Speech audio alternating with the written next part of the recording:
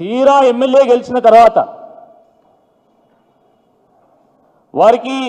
వారి రాజకీయ వారసురాలైనటువంటి కడియం కావ్య గారికి ఎంపీ టికెట్ కన్ఫర్మ్ చేసిన తర్వాత అన్ని రకాల సహాయ సహకారాలు పొందిన తర్వాత, అన్ని రకాలంటే అన్ని రకాలు, మరి అన్ని రకాల సహాయ సహకారాలు పొందిన తర్వాత ఆయన ఊసరవెల్లిలాగా రంగులు మార్చి అత్యంత అనైతికంగా కుట్రపూరితంగా ఆయన తల్లిలాంటి పార్టీని మోసం చేయడం ఏమవుతుందో అది చూసి నిజంగా విస్తుపోయినాం మేమంతా.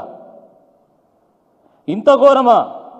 సీనియర్ అంటే దీంట్లోనే ఈయనకు సీనియారిటీ ఉంది, కుట్రల్లో మోసాల్లో పార్టీలు మారడాల్లో సీనియారిటీ ఉందని చెప్పి అప్పుడు మేము భావించడం జరిగింది. వాస్తవానికి ఈయన గెలిచింది కేవలం 94లో 99లో మాత్రమే గెలిచిండు. 2004లో ఓడిపోయాడు, 2009లో ఓడిపోయాడు, 2012లో కూడా ఓడిపోయాడు. ఓటమిలో హ్యాట్రిక్ సాధించాడు. ఇదే స్టేషన్ గురింపూర్ నియోజకవర్గం నుండి రాజయ్య గారు 9లో గెలిచిండు, 12లో గెలిచిండు, 14లో గెలిచిండు, 18లో కూడా గెలిచిండు.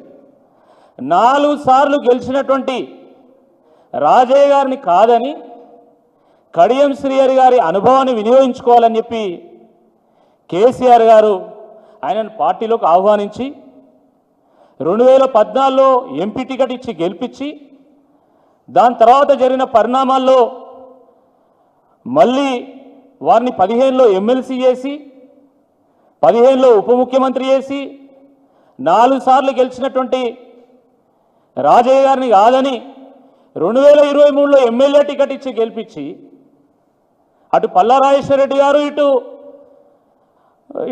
రాజయ్య గారు పూర్తిగా సహకారం అందిస్తే కేసీఆర్ గారి ఆశీర్వాదంతో స్టేషన్ గన్పూర్ ప్రజల ఆశీస్సులతోని వారు ఎమ్మెల్యే గెలిచిన తర్వాత కూతురికి ఎంపీ టికెట్ కన్ఫర్మ్ చేయించుకున్న తర్వాత వారు తీరా పార్టీ మారడం చూసి నిజంగా ప్రజలే తలదించుకున్నారు. ఇంత దరిద్రుణ్ణి మనము అసలు ఇన్నిసార్లు గెలిపించినమా, ఎన్నిసార్లు ఆశీర్వదించినమా అని చెప్పి గన్పూర్ నియోజకవర్గ ప్రజలే తలదించుకునేటువంటి ఒక పరిస్థితి ఈయన తీసుకొచ్చాడు. కడియం శ్రీహరి గారు వాస్తవానికి ఒక ఉపాధ్యాయ వృత్తి నుంచి వచ్చాడు. ఉపాధ్యాయుడు అంటే సమాజానికి ఒక ఉదాహరణ, సమాజానికి ఒక సందేశం.